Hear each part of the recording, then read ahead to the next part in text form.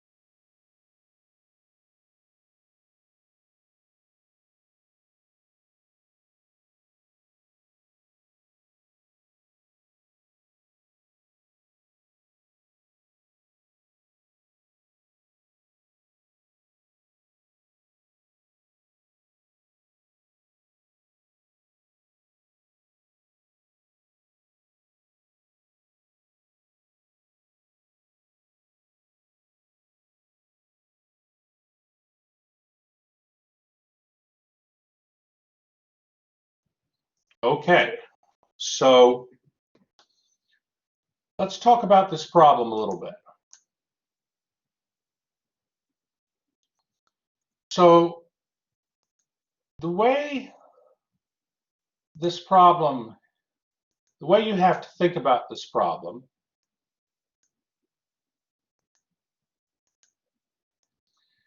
is you have an axis.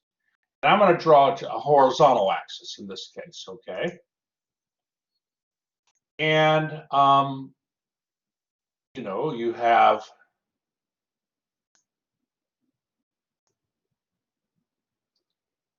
zero, 1, 2,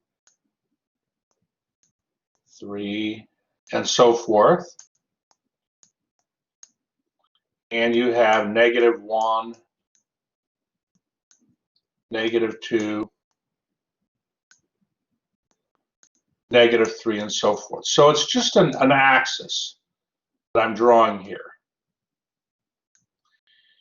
And I have this particle. Okay, I have this particle, and I guess we could call that, we'll call this axis the s-axis, because s is position. S is the position of the particle, but it's just one value. So,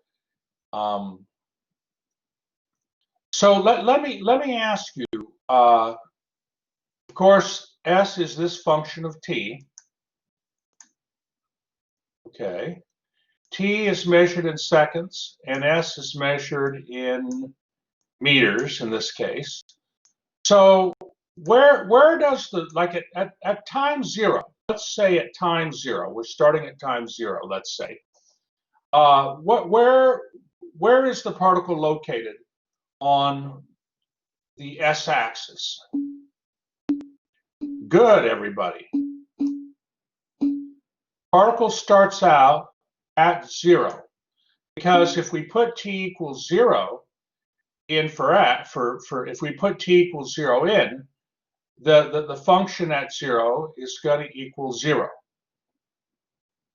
So we know where the particle starts. We know where the particle starts. At time equals 0, the particle is right there at s equals 0.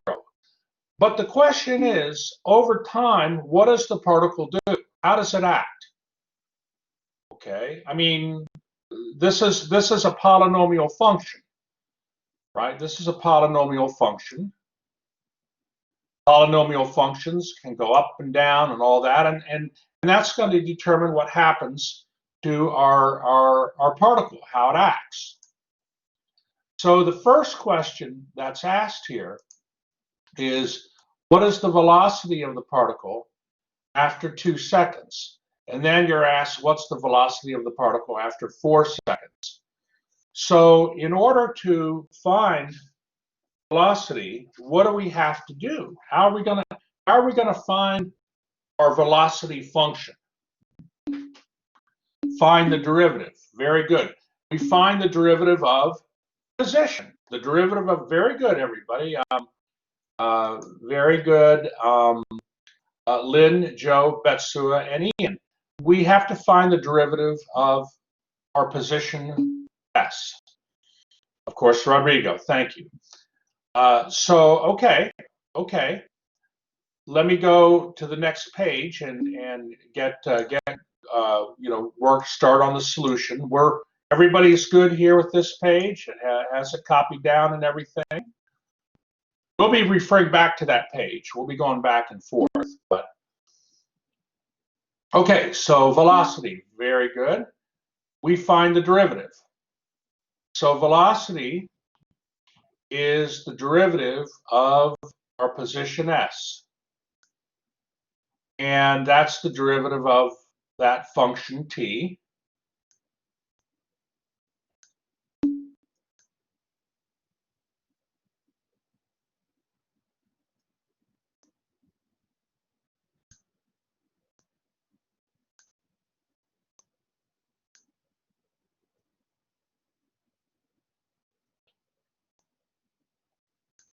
Okay. And okay, so we have no problem taking the derivative of a polynomial. We know the derivative of t cubed minus 6t squared plus 9t equals 3t squared minus 12t plus 9. That's no problem. And so, of course, we're going to put in our velocity at 2 seconds. We're going to evaluate the velocity at 2 seconds and 4 seconds. at those times. Okay, take a moment to copy it down.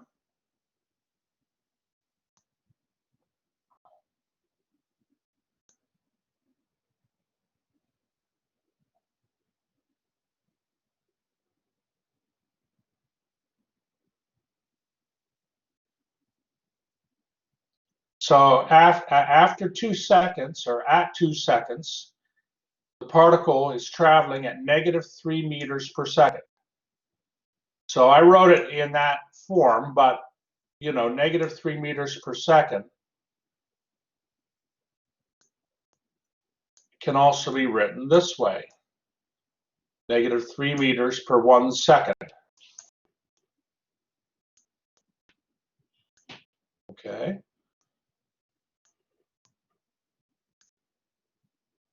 And then after 4 seconds, the velocity of the particle is 9 meters per second.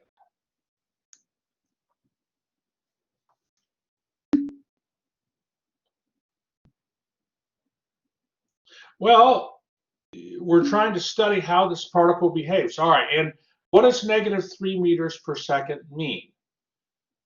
Okay, what that means, John, is the velocity. Well, so you notice at 2 seconds, the velocity is -3 meters per second. At 4 seconds, the velocity is 9 meters per second. So when the velocity is negative, is the particle going to the right or to the left? I mean, we have a negative velocity and a positive velocity.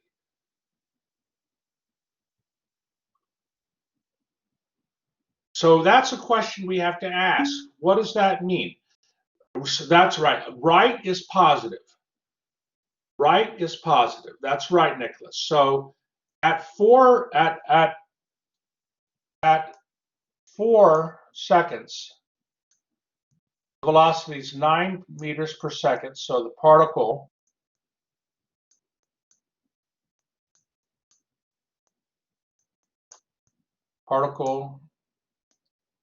is moving right. It's moving to the right.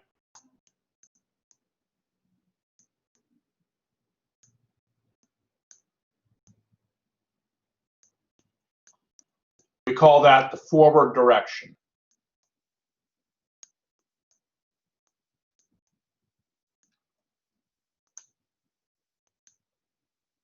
But at 2 seconds, the particle is moving -3 meters per second. So that means at 2 seconds, the particle is moving what? At 2 seconds,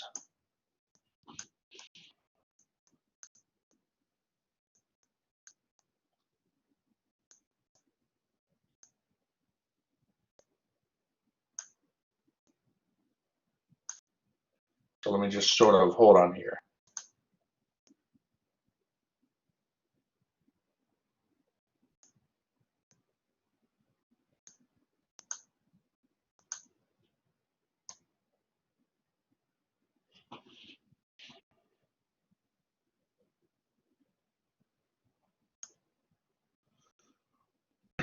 So at 2 seconds, the velocity at 2 seconds is -3 meters per second.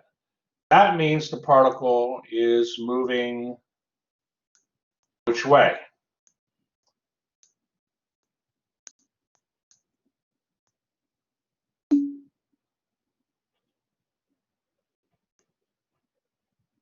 Particle is moving, it either is gonna, so remember, the way we have our particle, hold on, let me put that in black. You know, here's the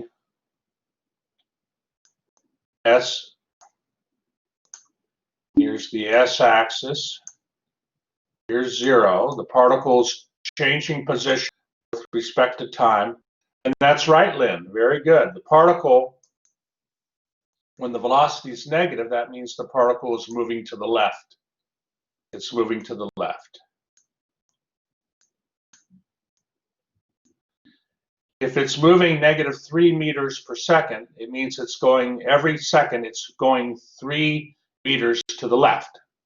So that's what sign means in terms of velocity. A negative velocity means the particle's moving to the left. Positive velocity means the particle's moving to the right. Sometimes, yes, and sometimes what they say is a negative velocity means the particle's moving backwards. So they consider, this direction here is going backwards. And then when the velocity is positive, the particle is moving forwards. I like to think of left and right, but you have to recognize that moving right means moving forwards. Moving left means moving backwards in the terminology of the problem. Now the next question asks is when is the particle at rest? When is the particle at rest? So if the particle is at rest, okay, we're working on part B of the problem.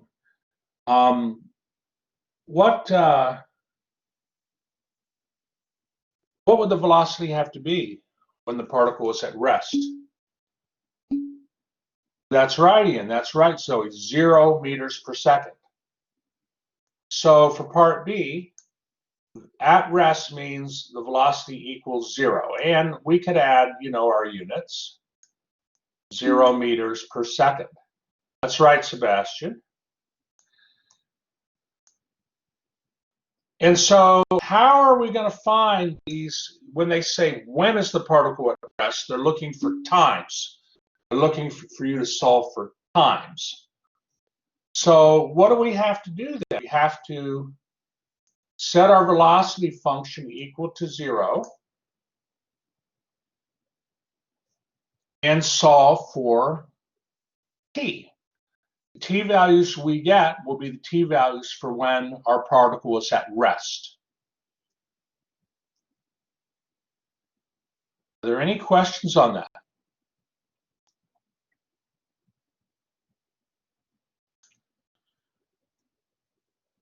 Okay, well, what do you notice interesting about this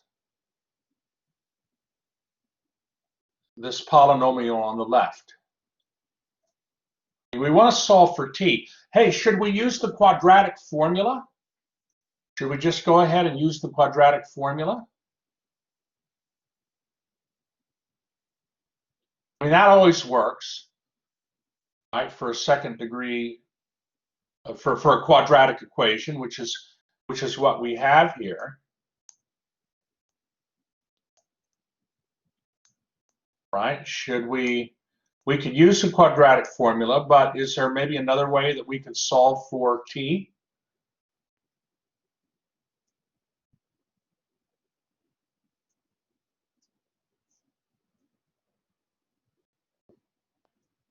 You've done it many times. Factor, that's right, good. Good, Ian, good, Lynn. We want to factor. So this implies if 3t squared minus 12t plus 9 equals 0, that's right, Rodrigo, factor. That's right, Sebastian, factor.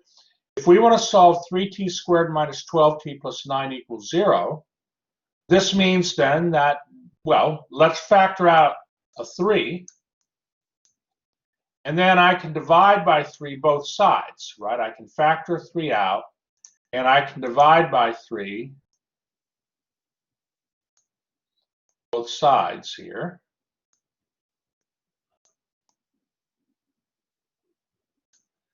And so I'm going to get then t squared minus 4t plus 3 equals 0.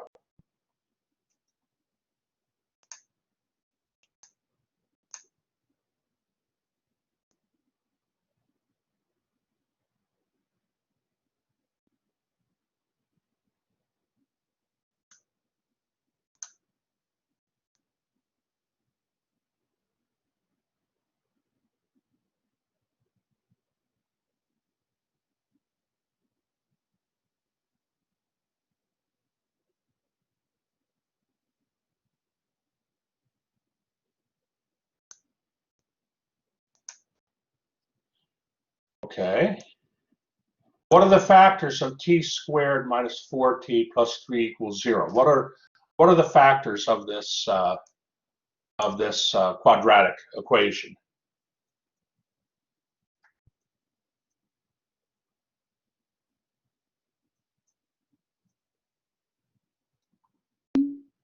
That's right, Nicholas. T minus 3 and t minus 1. So that means the velocity, and then, well, you have then that t minus 3 times t minus 1 equals 0. That would only happen if t were equal to 3 or t were equal to 1. And so actually there are 2 times that the particle comes to rest. It comes to rest right at 1 second, and it comes to rest right at 3 seconds. Okay. Sebastian notes the factoring too. Good. And that's when the particle comes to rest. When t is 1 second, and then t is 3 seconds. Just at those instants, the particle is at rest.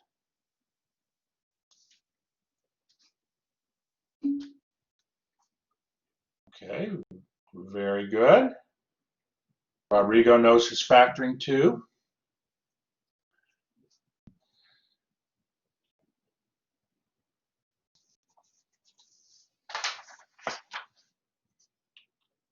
All right, so this particle is, moving horizontally along that s-axis. It's moving, it's doing its thing, but it comes to rest twice. Comes to rest twice.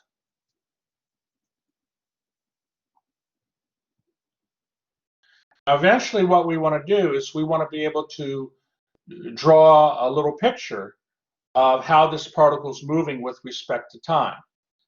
But to do that, we need a little more information. And what we need to know is what's asked in part C. When is the particle moving forward? Meaning, when is the particle moving in the positive direction? When is the particle moving to the right? And of course, we can also find when the particle is moving to the left. So let's go to part C.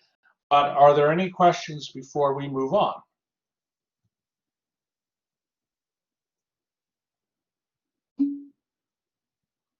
Okay, I hope Lynn, you meant a thumbs up there.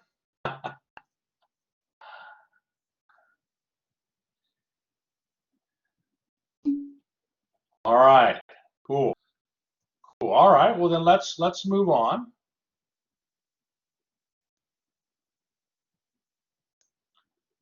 So, all right, the particle moves forward, and I'm sorry, I think this got maybe trimmed off a little bit, but particle moves forward when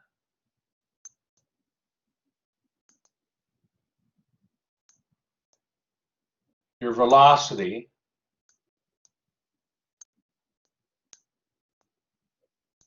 is positive. I don't know how that happened. Hold on. Hold on here.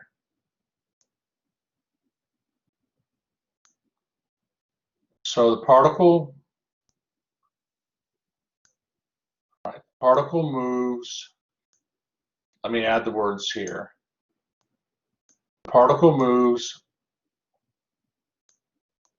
forward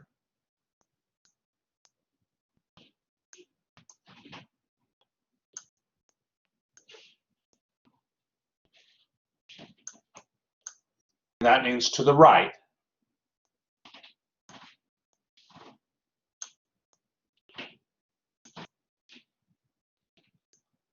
When your velocity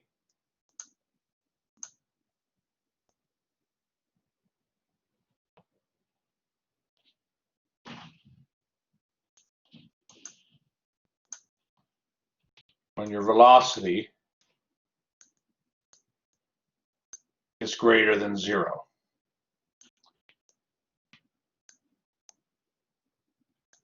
So what we need to do is find values of t for when our velocity, which equals 3t squared minus 12t plus 9, that was the derivative of position. We want to find the values of t when our velocity is positive. Are there any questions on this? Forward, by the way, means to the right.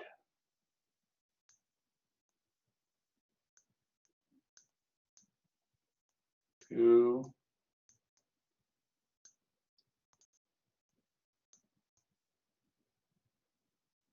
the right.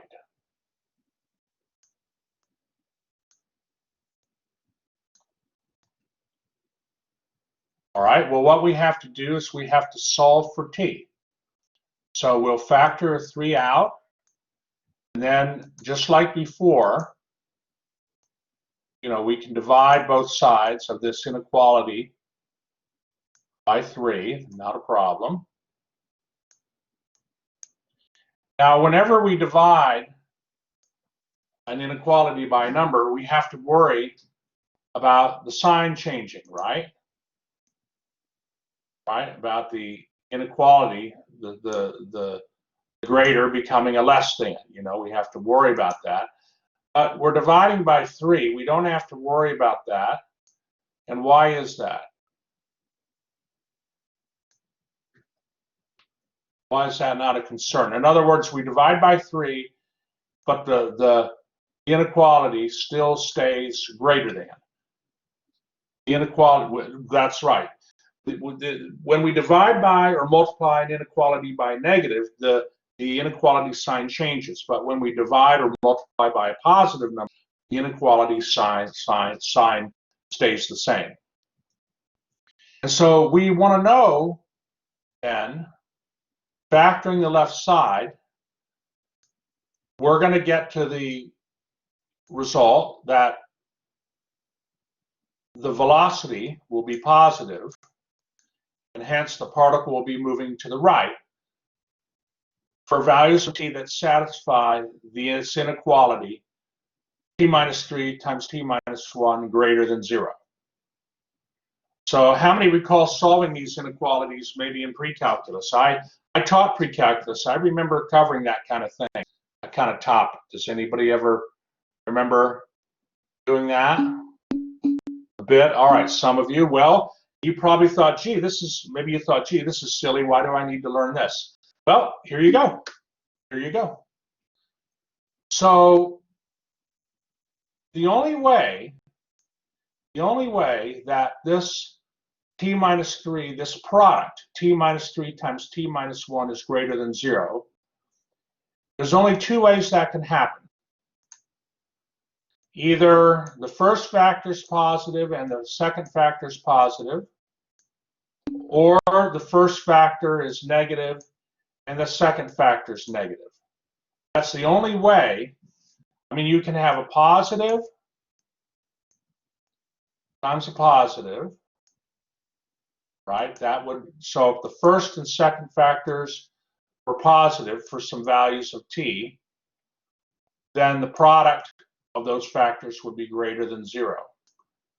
Similarly, if the first factor and the second factor were both negative for some values of t, well, negative times a negative is a positive, so that also would meet the condition. So this means, this gives us two situations here. First situation is when t minus 3 is greater than 0 and t minus 1 is greater than 0. Values of t that satisfy that are good. And the second situation would be when t minus 3 is less than 0 and t minus 1 is less than 0, when both factors are negative. So the first circle here is when both factors are positive. The second circle are when both factors are negative. So far, are there any questions?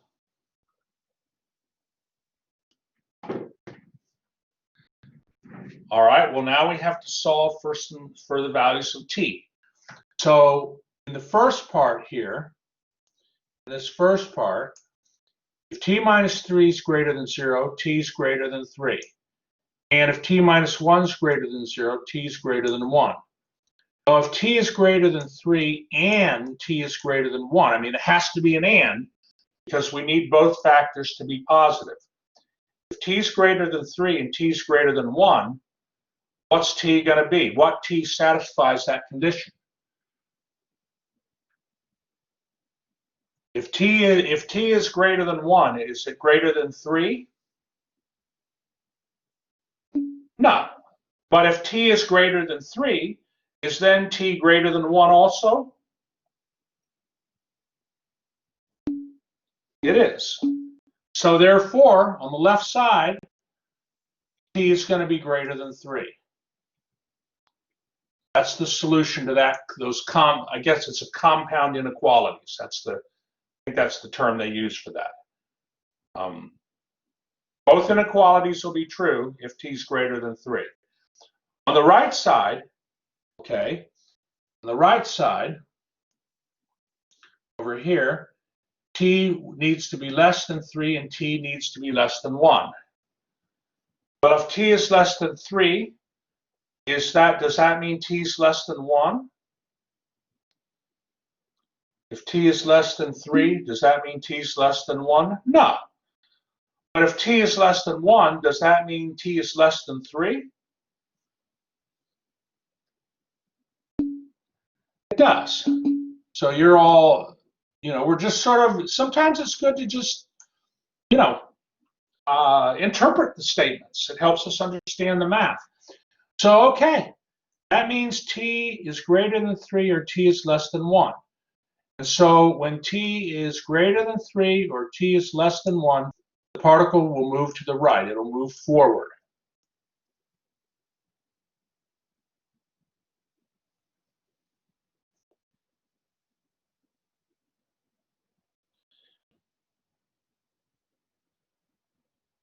Okay, are there any questions?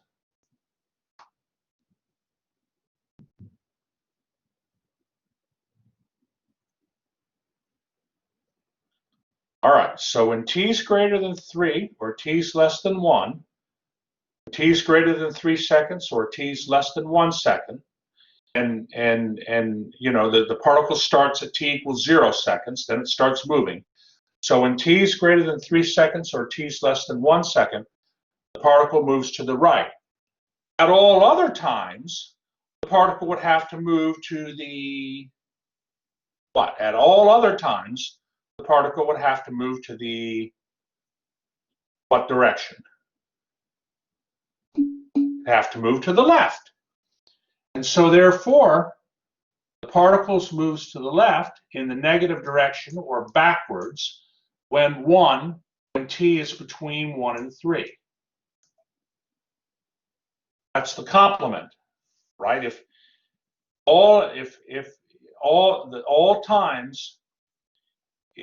t is not greater than 3 or t is not less than 1, then that means t has to be between 1 and 3.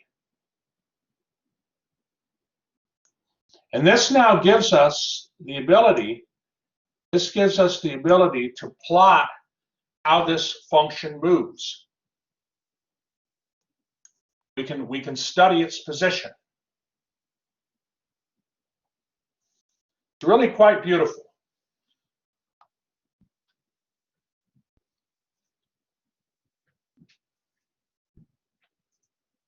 So what they've done here is they've drawn a picture, okay, of the axis is S, and S is the location of the particle. So the particle starts off at time equals 0 at position 0. And then after 1 second, the position of the particle is equal to 4. Now, how do they get to 4? Well, how do they get that? They just sort of state that. But what they do to get the 4 here that just comes from putting t equals 1 in your position function.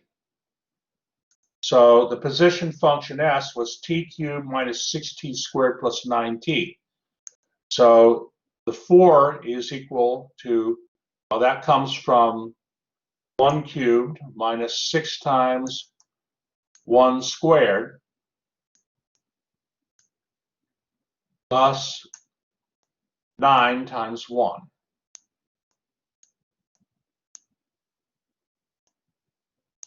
Okay, that's how they get that. That is equal to the f of 1, and that's what they call, your s function.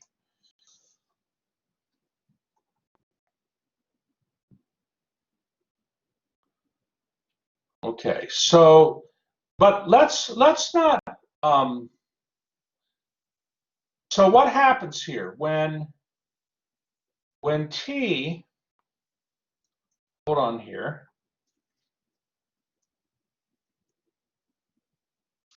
One moment. Let me just. So the particle moves to the right. Okay, and then it stops at t equals 1, it stops. So first of all, when t is between 0 and 1, the particle moves what direction? When t is between 0 and 1.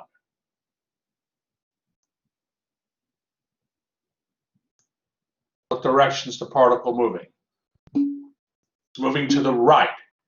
And we know that the particle moves to the right when t is less than 1. So, we started at t equals 0, and and now with time the particle moves. It moves to the right. But then when t equals 1 happens, after t equals 1, it turns around and moves to the what direction?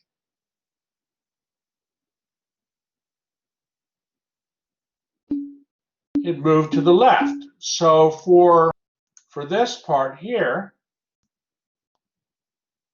the particle moves left. And then at time equals 3, the particle changes direction and moves to the right. But we know this makes sense. Like, we know the particle has to move to the left when time is between 1 and 3 seconds. And that's what they're showing the particle doing. And then after 3 seconds, the particle just moves to the right, as you see it here in the diagram.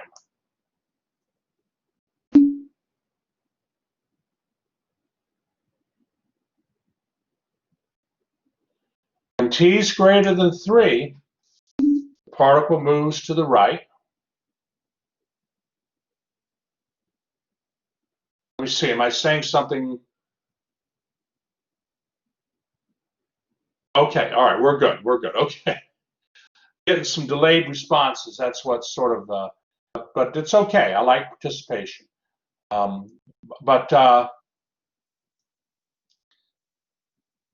Now, hey, what happened here to the particle at t equals 1 when the particle switched direction from moving to the right and then going left? What did the particle have to do at t equals 1 at that 1 second of time? What happened to the particle? It had to, in order for the particle to switch from going right to going left, it had to stop. Good, Kelvin. It had to stop there at t equals 1 second. So after the particle moved a distance of 4 units to the right, it stopped and then moved to the left. But then, at 3 seconds, the particle changes direction again. It goes from moving to the left to moving to the right. So in order to change directions, the particle had to do what? At t equals 3, the particle had to come to, just put my arrows here. At t equals 3, the particle had to come to come to rest. Good, good. Had to stop there. So in order to analyze this particle, do you see how we had to, answer all the questions that were asked? Well, you understand, to analyze the particle, we have to find the velocity function and then analyze the velocity. Are there any questions at all?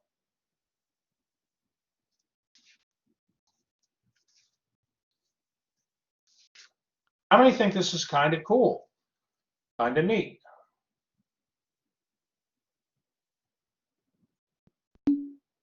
Okay.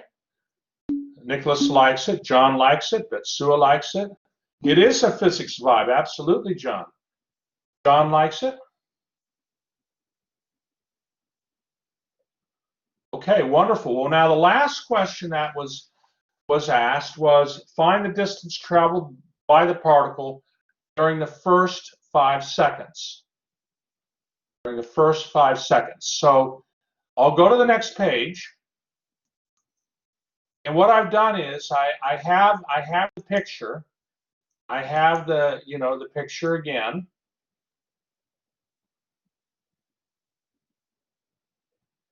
And we ought to be able to get the distance traveled. What I have over here to the right is just some computations I did on paper. It isn't really, But the total distance traveled over the first 5 minutes would have to be equal to what we have here. So, how are we getting this? How are we getting this? Well, remember, it should be 5 seconds. I'm sorry, did I say minutes? Oh, thank you. There's a correction here. Good catch. It should be 5 seconds. Thank you, Liz.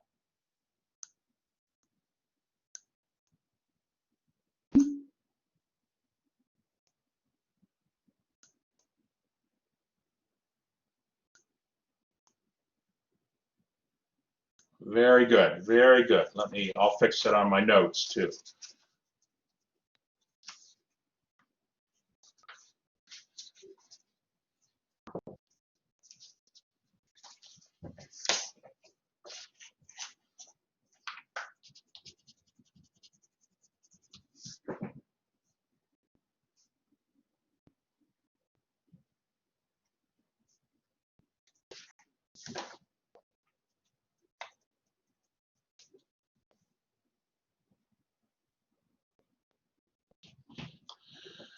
Okay, so let's think about what this particle's doing. So it starts at position s equals 0. It moves to the right a certain distance. Do you see that distance would, and remember that position S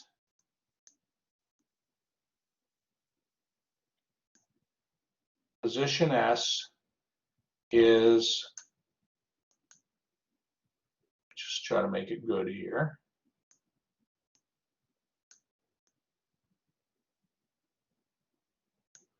Position S is a function of t. Okay, it makes sense. As time passes, the particle is at different locations on that axis. So, so when the particle starts at time equals 0 and moves to the right, the distance, does it make sense that the distance would be the absolute value of f of 1 minus f of 0? Does this make reasonable sense?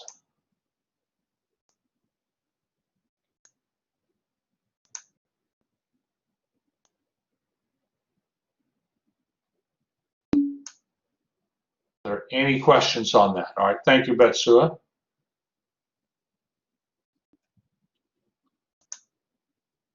All right, well then the particle switches direction and goes to the left. So at time equals 1, the particle switches direction goes to the left, and it keeps going left until t equals 3 seconds. So this distance when the particle moves left would have to be the absolute value of f of 3 minus f of 1.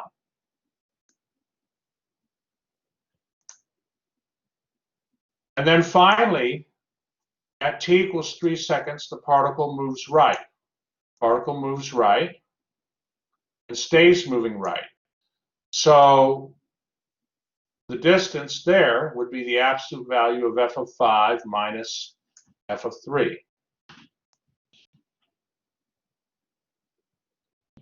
And so we compute these values, f of 0. So what I did was the 4, the 0, the 20, these three values here, I wanted to just justify those values with the work that you see here.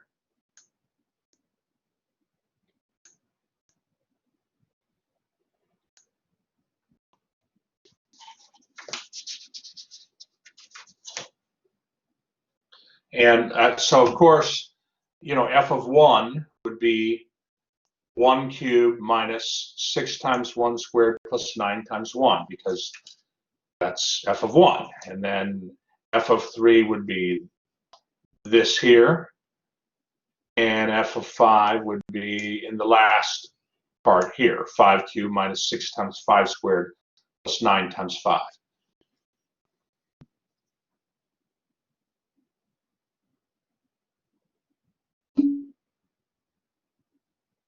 The little note, let's see, John, you mean right here? Right here? Yeah, that's just some computation I did. I wanted to do, you know, I try not to use the calculator when I compute things. I mean, sometimes you have to, right? But you know, so this here is really not, you know, it's not really necessary, but I just had it there. And you know, and so we're going to get 4 plus 4 plus 20. Okay, like for this part here, the second part, the absolute value of negative 4 is positive 4. Right, and then the other two absolute values are positive. So we get 28 meters. That's the distance the particle has moved during the first 5 seconds.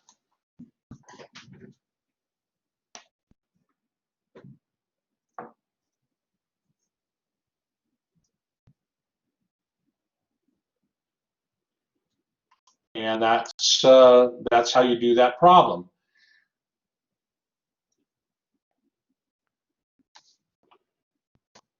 There are other applications as well in section 3.8. 3.8, of course, deals with applications to natural and social sciences. So, of course, we're going to be looking at some other examples in on Monday. But are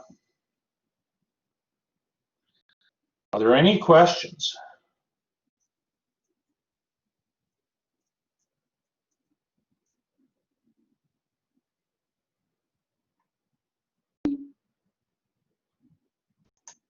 Okay, I'll stop the recording.